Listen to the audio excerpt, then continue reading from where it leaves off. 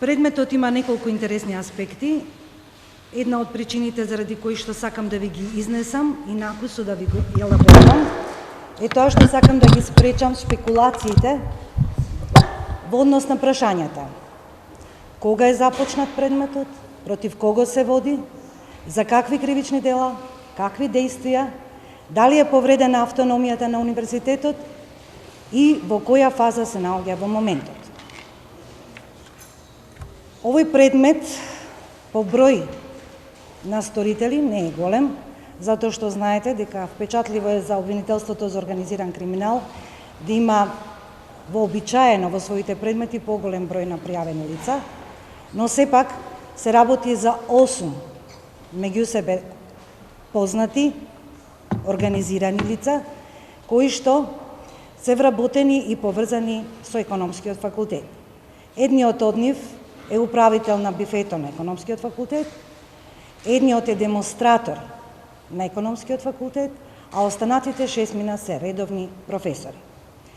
Нивните имиња се звучни, познати ви се во јавноста, можам јас да ви ги пренесам, но при тоа морам да ви укажам дека ја користам денешната пресконференција да ви кажам дека сите податоци кои што ја задоволуваат потребата на јавноста да знаат што се случува од кривично правен аспект во моментот во нашата држава ќе им бидат достапни, но не очекувајте јавниот обвинител да ви ги елаборира доказите, да ви цитира изјави, иако јас навистина лично признавам дека имам најголема желба да ви покажам што точно се случувало, затоа што и моралното и правото воопшто би било задоволено со самото проследување на доказите.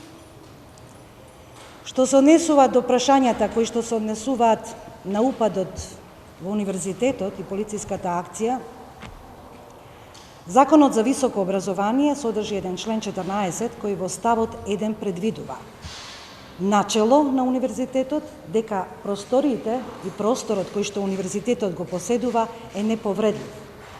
На ова начело во истата таа одредба содржи отстапка дека полицијата и другите државни органи во ситуација кога се соочени со затекнато лице на извршување на кривично дело или треба да спречат извршување на кривични дела, можат слободно да влезат во овој простор. Во сите останати ситуации ректорот треба да биде известен.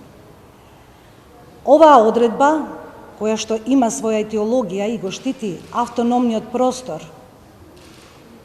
на универзитетот, значи автономија по своја етиологија од други причини, но никако не дозволува и не значи дека таму каде што постои ваква автономија може да се прават кривични дела или може некој противправно да се однесува. Ке се согласите дека автономија по дефиниција не значи анархија. Исклучена е можноста и се противам на секое мислење кое што смета дека со оваа акција е извршен упад на Универзитетот Свети Кирил и Методи. Што се однесува до она што е исто така голем интерес во јавноста, тоа е полициската акција. Можам да ви кажам дека предметот се обработува во 2015 и 2016 година. Се работеше за сомнение сериозно за коруптивни кривични дела. Природата на овие кривични дела е таква.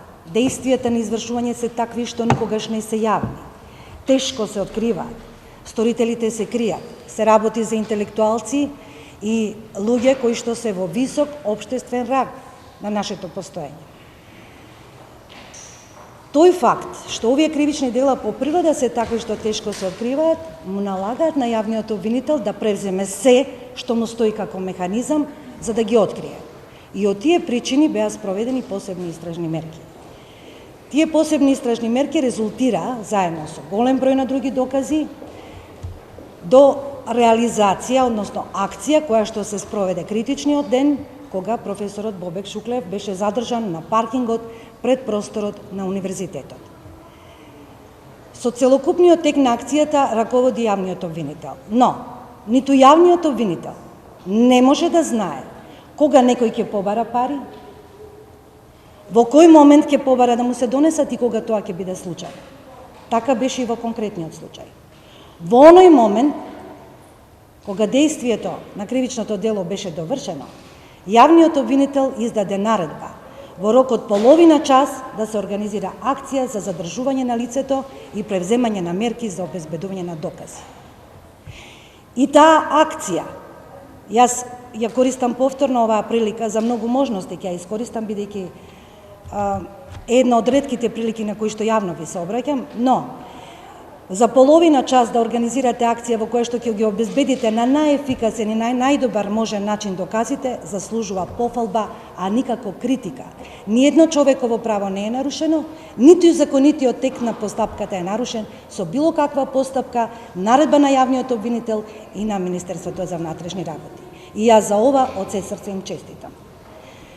Но, што се однесува до елаборацијата на доказите, тоа веќе ви го кажав и сега го повторувам. Доказите во постапката ќе можеме да ги анализираме и јас и оние други учесници, мислам и на Министерството за внатрешни работи, во оној момент кога тоа законот ќе ни го возможи. И на крајот би сакала да ви кажам дека во моментов предметот се наоѓа кај јавниот обвинител. Вчера, во текот на вчерашниот ден, беше актуелно прашањето дали против овие обвинети лица ќе има притвор. Една од причините заради која што и ви се обраќам е тоа да ви укажам дека заложбите, апелите да мерката притвор биде индивидуално одредена кон секој обвинет и за сите видови на кривични дела, со највисок степен на внимание беше анализирана и во текот на вчерашниот ден. И тоа што вчера јавниот обвинител ја замени мерката притвор со мерка за предпазливост, за јавување во определено време во судот на обвинетите и одземање на патната исправа, единствено е резултат на секој од овие лица кои што беа донесени во текот на вчерашниот ден во судот, е резултат на анализа на нивната здравствена состојба, на фактот во какви семејни материјални околности се наоѓаат, какви се потребите за патување, каков е нивниот работен статус во моментот, дали има можности за бегство и од моментот кога обвинителот доби потврда од Министерството за внатрешни работи дека сите докази се обезбедени, одлучи да ја замени мерката, предлогот за определување на мерка притвор во овие мерки за предпазливост. И тоа што овие мерки сега се благи и делуваат како одредена привилегија, можеби на моменти кон обвинетите, сакам јавно да истакнам дека воопшто не значи тоа. Суштината на делата е многу тешка, се работи за посебни групи на жртви, тоа се студенти, кои што во подолг период имале притисок и не можеле да ги полагаат испитите на регуларен начин, и со сета заложба и со целокупниот професионален кредибилитет, овој предмет ќе ја добие длабината на суштината што значи кривично дело корупција, што значи кривично дело злоупотреба на службена положба, затоа што не само примањето и давањето на подкуп, туку и воопшто извршувањето на службените должности го штитиме преку ваквиот начин на кривичен прогон. Тоа значи дека третманот на обвинетите, подавањето на нивните одбрани во една законита постапка, која што ќе трае во прилично краток, но разумен и законски предвиден рок, ќе биде завршена и тогаш ќе можам да ви се обратам повторно со конечната јавна обвинителска одлука. Не, истрагата е отпочната вчера, пред кривичната постапка е 2015-2016.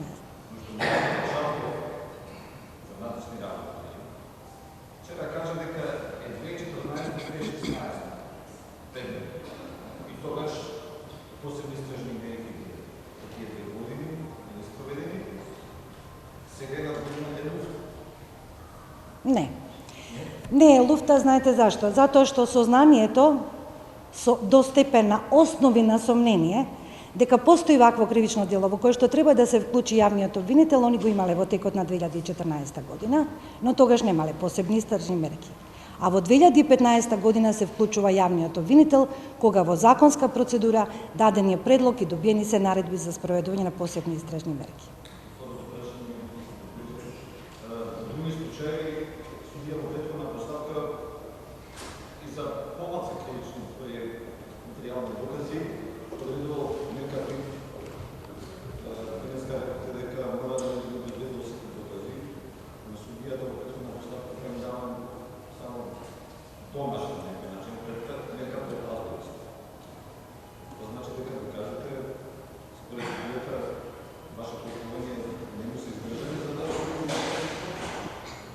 доказите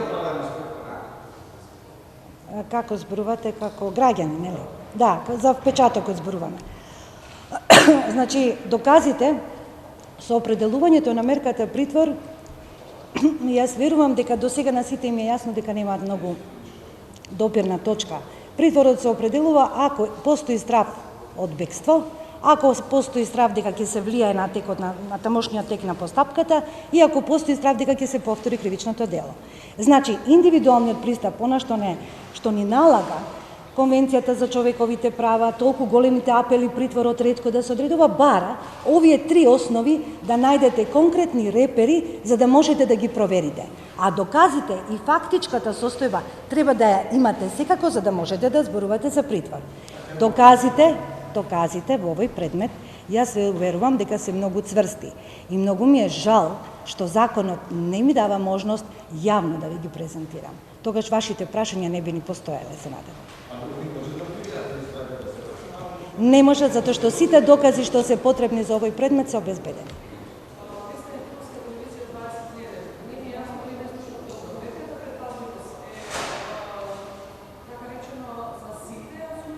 Да, за сите. И предложена е од страна на јавниот обвинител. За сите. Пардон, се извинувам, не за сите особи. Ви реков за тие што беа во текот на вчерашниот ден во судот. За 5 минути. Останатите нема постапка итна, не се задржани во полициска станица и ќе бидат наредните денови кај јавниот обвинител за да ги слушнам.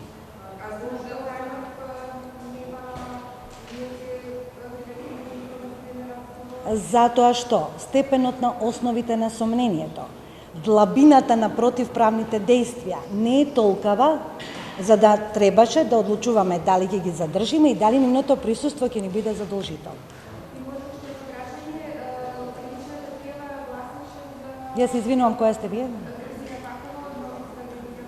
Благодарам. Да.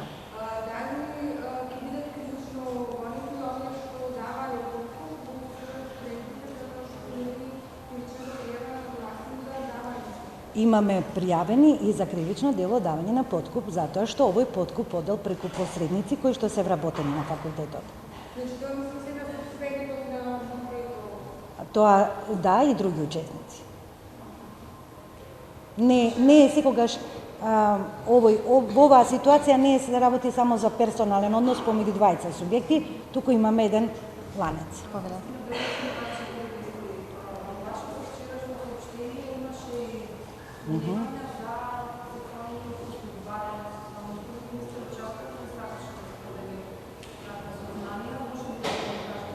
Да. За двајца, но сомненија, инсистирам да го употребите во објавата терминот сомненија, само од една причина. Имаме докази, но сферата која што се штити овде, тоа е индивидуалната полова слобода и определеност и токму од тие причини барам поголемо внимание додека не се докаже во судска постапка да не биде експлоатирана до крајни граници.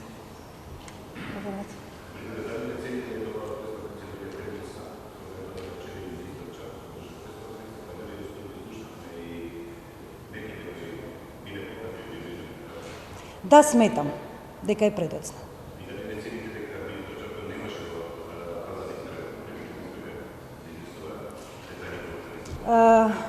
Благодарам на прашањето. Сметам дека пресконференцијата е предоцна.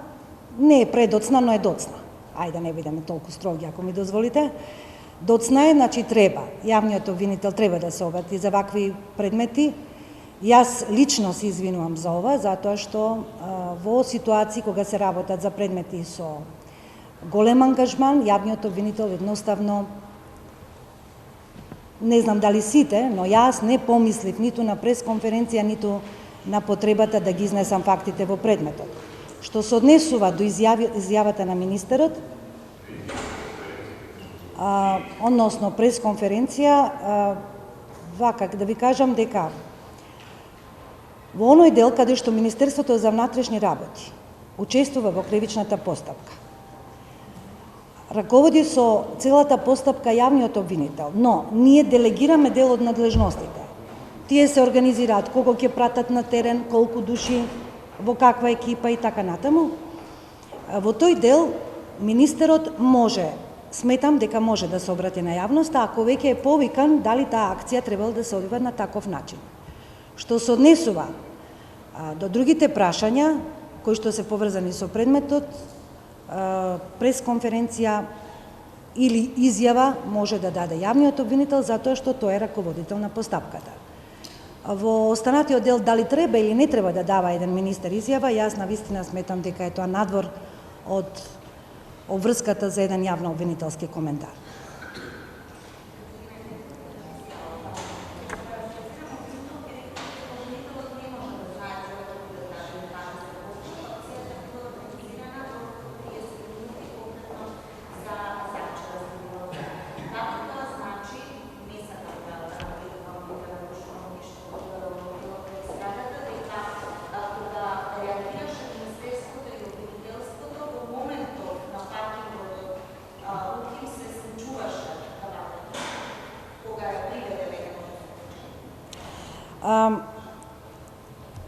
Ве молам, ве интересира тајмингот на влегувањето на полицијата со... Ме интересира дали се случувало дејство кога интервенирала полицијата. 6 минути по извршеното дејствие интервенира полицијата.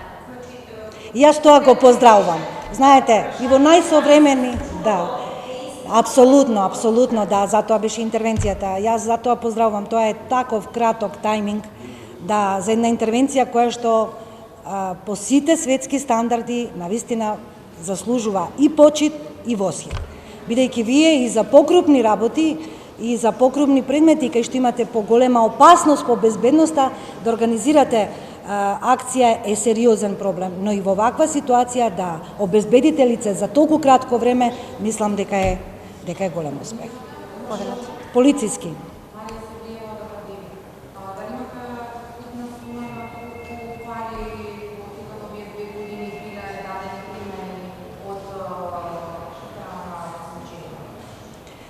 За вкупната сума која што јас ја обработувам во предметот, можам да ви зборувам, но сомненијата кои што постојат за вкупна сума дадени, се уште не можам да изнесам затоа што не е утврдена, со факти и докази.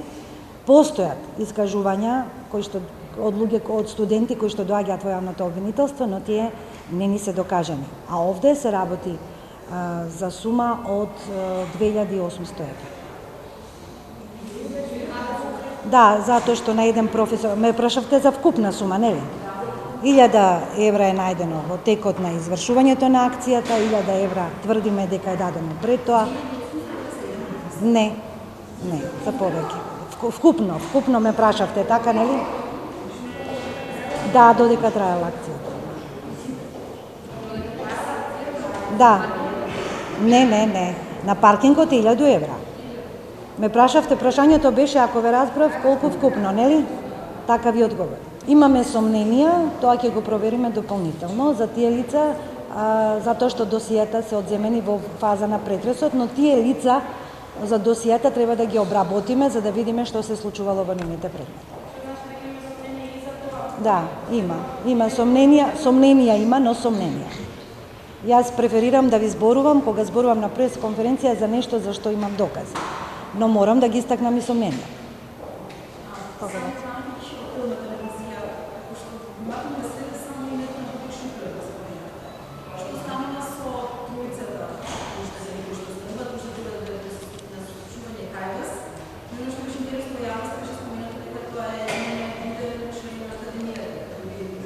Да, се работи за други професори, и член на академијата, пријавата е поднесена и за него, но за действијата и начинот на извршувањето на кривичните дела, веќе на едно од прашањата одговарајќи ви кажав дека степенот на противправност осцилира и кога ќе добијам исказ, тогаш ќе можеме да зборуваме за тоа што се случило со нив.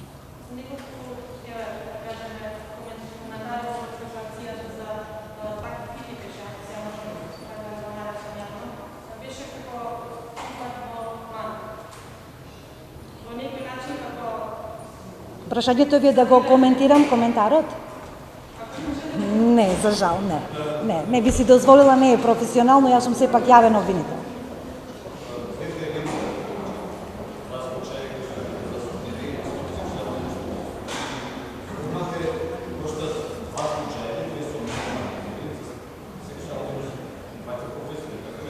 Да.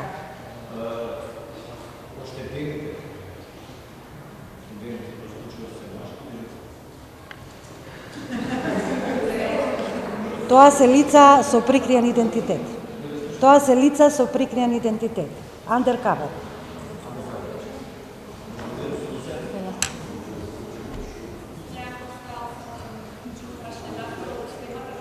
Може.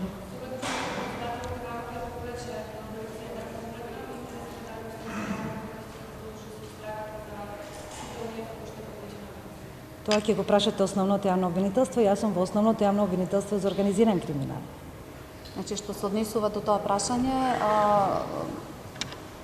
во зависно во сите предмети кои што ги водат основните јавни обвинителства, зависно од фазата во која што се наоѓаат предметите, ќе бидат превземени неопходните действија, а со цел имплементација на одлуката на председателот. Што стана со случајот Крпач? Кога ви станете? Во моментов на вистина немам релевантна информација, затоа што тематска е оваа пресконференција, но ве повикувам сите прашања кои ви се од интерес, слободно поставете ги на мејл адресата на службата, ќе ви биде одговорено. Сепак мора да се провери последната информација.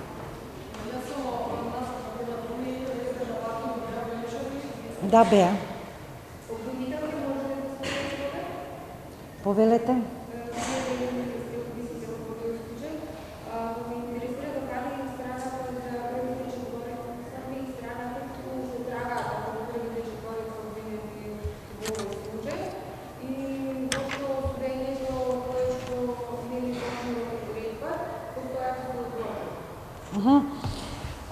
Значи, истрага за првите четворица нема, затоа што сме во фаза на пресудување.